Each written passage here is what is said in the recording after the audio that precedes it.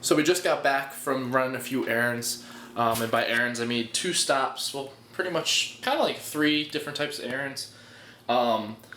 Grocery store, just picked up like 3 things. I needed milk, bread, and turkey because I'm so sick of ground. I'm almost vegan, guys. I am so close to being vegan because I'm dead sick of chicken because I was eating 16 ounces, a whole pound of chicken every single day for contest prep. And then when I got done that, I was like, forget chicken. I moved on to ground beef. And I've been eating just tons of ground beef. Now I'm sick of ground beef, the smell and everything. I'm on turkey now. If this doesn't work, it's my last option because I don't like seafood. And I'm also sick of eggs, so I gotta figure something out here. I guess I gotta hit up the seasonings a little more or something. But anyway, I picked up some ground beef. Gonna make some burgers, and that's what the bread is for as well. That's what I'm pretty much gonna just prep some burgers. And then I had to stop at Dunkin' Donuts because it's free coffee day. Unfortunately, it's dark roast only at the one I went to, at least, and that's very disappointing because I don't like dark roast. Coffee's kind of weird for me. I guess I'm a weird coffee drinker. I only like black coffee or really just sweet, like to where you can crunch on the sugar type of coffee. Like and I really don't drink that much hot coffee, mainly just iced, but that's just me. And then third would be traffic, because that is pretty much an errand because there is just too many people on this earth. Like, I can't go anywhere without running into a lot of traffic. Kind of like the comedian Louis C.K. said, it's like we have so many people that we don't need like all these repeats. I guess that's why it's important to be more than it's important to be better than just the average person. It's important to be, to do something extraordinary and something become more important than just someone that just lives and dies.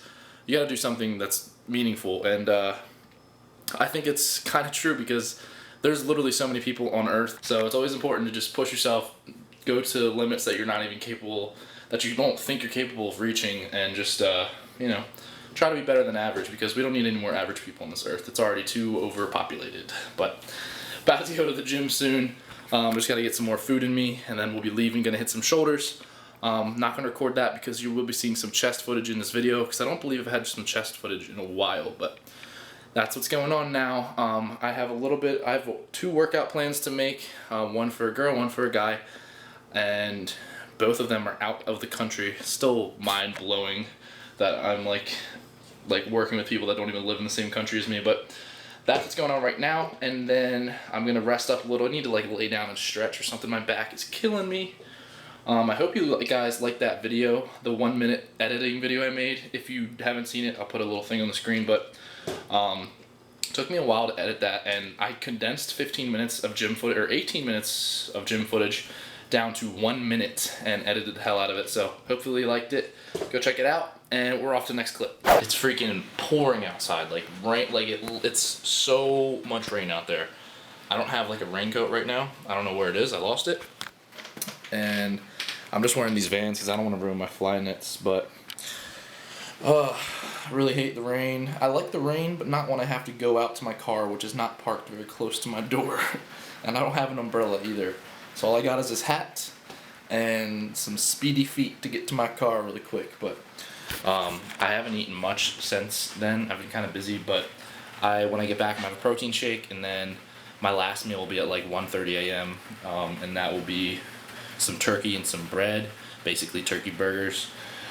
And that should hit my macros for today. That would put me at right under 6,000 calories, and I've said it in my last day of dirty bulking video that on the days where I only train once, which is like 2 out of the 5, or 2 or 3 out of the 5 workout days of the week, I don't eat 7,000 calories. I only eat around 5,500, and that's today. Today I just hit shoulders, and I'm gonna do a little bit of like obliques too. I'll explain that in another video. But I am excited to work out. I got my C4 pre-workouts over there, but actually it's right here.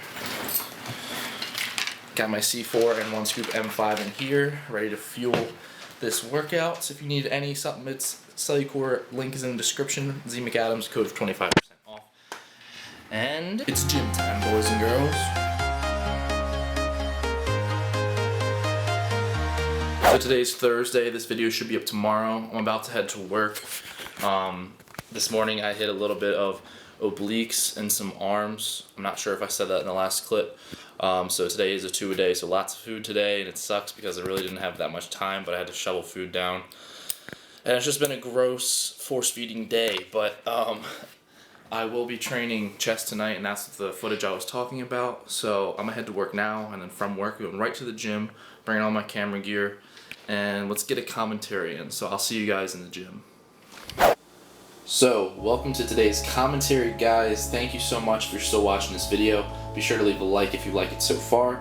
But we're going to get right into the number one thing that you're missing out on if your chest isn't developing correctly. And I can almost guarantee it's, drumroll please, the amount of angles you do, guys. It's going to be crucial. A lot of people can argue number of sets, number of reps, rest time, frequency, volume, if you're squeezing your chest correctly, if you're using proper form, all of this stuff. And yes, all of that can definitely be a determining factor, but I can see people all the time just working out in a way that's not really benefiting them. If something's not working, something needs to be changed. If you've been working out your chest for 6 months and it hasn't grown at all, you need to do something different. I can almost guarantee it's not hitting enough angles. So as we're going to see in all these clips, I'm changing up the angles as much as possible, whether it's stuff like this where I either raise the seat up or down to give me either a higher incline or a lower decline, or whether it's changing my hand grip. As you see here, I'm going wider grip and then I move to a closer grip, and I'll do that. It's also on a lot of machines you can turn to the side and you can press it sideways, and that'll hit your inner chest more. Now, there's nothing you can do that's going to specifically target a portion of your chest and only that portion, but you can definitely feel it more in certain areas if you do it correctly. And that's going to give you a full, more well-rounded pump. And you don't even have to go that heavy. As you're seeing here, I'm not lifting that much weight. I'm just making sure I'm getting a really good pump, making sure there is tension, and not just letting the weight control me, but I'm controlling the weight, and that is also crucial. You know, I see a lot of people that are just in there with, you know, trying to ego lift, and I'm definitely a culprit of that. I've done it before, but it's not about how much you lift. It's about how much you're willing to put into your workout, how much of a pump you're willing to get, how much blood's going to be in your muscle, and how many reps you can basically get by the end of your workout.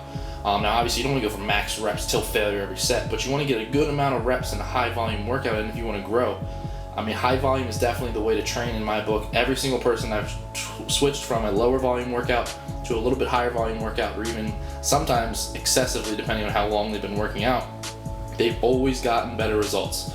So it's important to do high volume, switching up the angles, and just making sure you're getting the most out of your workout. Otherwise, you're just wasting your time in the gym. You want to make sure that you're hitting your upper chest, your lower chest, and that is the other thing. A lot of people always do a lot of flat press movements, and that's perfectly fine, but do some research, look it up. I don't have any proof right here, but you can take my word for it if you want, or you can Google search it.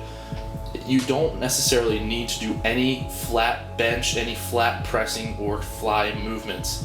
When you work, you need to do your incline work and your decline work. As you focus on building your lower and your upper chest, like I said before, you're not going to only build those when you do those exercises, but it's going to target those mainly.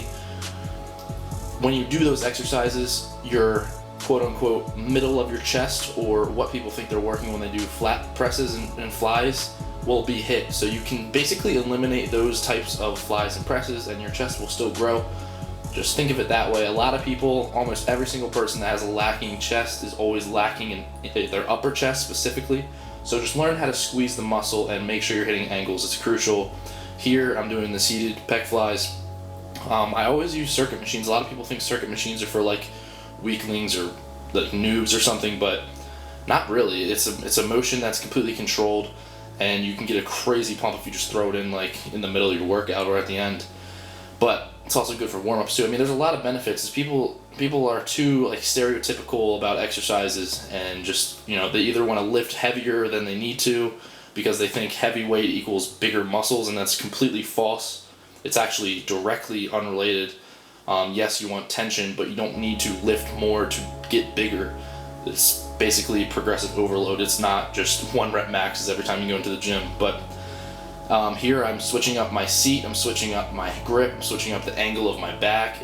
I hit 3 to 4 sets of every single exercise I do, and I always do a different angle for almost every single set, unless the exercise felt extremely good, to where I didn't feel like I needed to switch it. As you see here, I'm turned to the side and I'm doing these. Once again, feeling it in my inner chest a lot more. Doesn't necessarily mean I'm targeting that area of my chest, but it's definitely a better pump in an area that might not get hit as hard as, say, an incline bench press, where in my upper chest it feels like all the blood's rushing there. And this circuit machine is actually one of my favorites because it's really good. It feels like a decline bench. And I mean, this is kind of a weird thing to say, but you feel it, like you feel an extreme amount of blood flow like right under your nipples, and that's pretty much what it means when you're working your lower chest. It feels like a weird area of your chest to hit, and that's because a lot of people don't focus it on it. I am definitely someone like that, but that is just because mine is kind of more developed than my upper chest, so I don't really focus on it as much as I do with my incline movements. This exercise is something that gets screwed up a lot. A lot of people grab the full functional trainer where the cables are very far away from each other, and it's fine doing it that way, don't get me wrong, but if you use this, the half one, the half rack or whatever you want to call it, half trainer, you can get a closer grip, and that's going to allow you to get more of a squeeze on just your chest versus using more of your front delts and everything like that. And just make sure you keep your elbow angle the same, and as you saw there, I supersetted it with some press movements. And then this is one of my favorite exercises too. This one's a steep incline. Once again, switched up the angles. I already did some regular incline, now this was a steep incline with the close grip dumbbells, just pushing them together as hard as I can and then flicking my wrist forward at the top. And that kind of just gives it a nice little extra pump. Like I said, 3 to 4 sets of everything. I'm only showing one or two sets of everything though. And then this, always finishing my workouts with these flies. Well, not always, but for the past few weeks. I'm about to switch it soon because you always want to make sure you're switching your workouts every 4 or 5 weeks, I would say, depending on the results. If you're still getting good results, just play it by ear. Same thing with diet. If you're losing weight and you plateau, maybe you need to decrease or increase certain things depending on what you decide to change to your macros. Everything needs to be changed over time. Your body will adapt to almost anything you do to it, so keep that in mind. And these flies are really good. As you saw there, I'm bringing them down, letting them back, then bringing them back up, letting them go back, and then bringing them back down. Try that out. Don't let them smash together. That's what a lot of people make the mistake of. They grab their hands together to make it easier, and you're in the gym. You don't want to make things easier for yourself. You want to make sure it's a good workout. Why would you make it easier? So bring them together and then bring them down. Try that. And where the cables are attached to the pole, you'll see in a few clips how they're always different. Like I'll put them above, I'll put them in the middle, and I'll kind of just on this one, I know I've said before that you want to control the weight, don't let it control you. On these cable flies, let the weight control you. And what I mean by that is when you go forward, allow it to basically bring you back. So let the weight control you while you go forward, and use your chest to force yourself to go back to your starting position.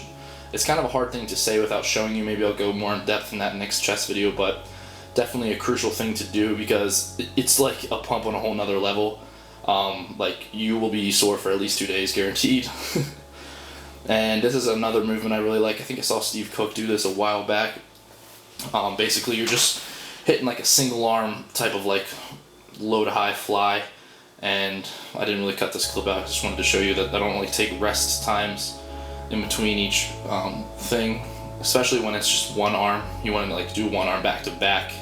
That's just going to be better all. It's more symmetrical in my opinion. I don't want to like have any type of small chance to mess up my symmetry by just doing anything incorrectly or just kind of like lazily. You want to stay very active while you're in the gym. Not necessarily low rest time, but a good rest time. Don't wait too long, don't do it too short. Just make sure you have enough energy to kill your next set.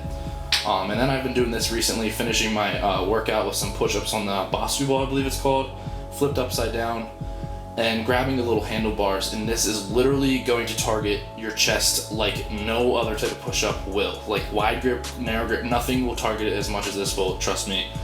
It is killer. It fries your chest. You're completely shaking the whole time because you have to stabilize yourself. That's why I'm taking a rest, because I'm going failure like multiple times. And keep your back straight. Obviously, do push-ups like you have like a drill sergeant yelling at you, and you should be good. But that's going to conclude today's video, guys. Thank you so much for watching. Leave a like, subscribe if you haven't already, And I'm going to be recording my 15,000 calorie challenge right now if you're watching this video on a Friday. So we'll be up Saturday at 10:30 a.m. I'll see you there. I'm walking alone, the streets are empty. The only thing I can see is my own silhouette.